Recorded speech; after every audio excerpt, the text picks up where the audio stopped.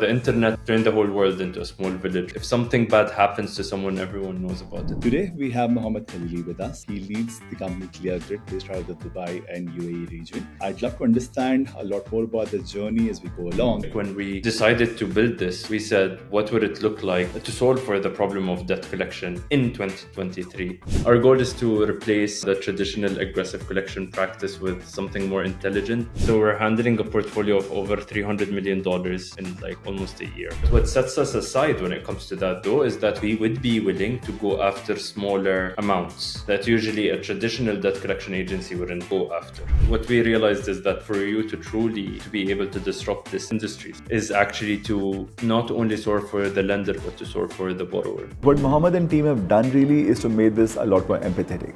And how is it empathetic? Because it's a bunch of growth marketers who understand funnels and friction and all of those issues while trying to solve for collections. I look at CSAT very seriously. I don't only want to know that people paid, but I want to know that they were treated right. We understand more than ever that people go through things. They're not just inherently bad. And that changes the entire conversation. That's actually what I would say the main IP is, which is understanding what to say to whom and when and where and how often.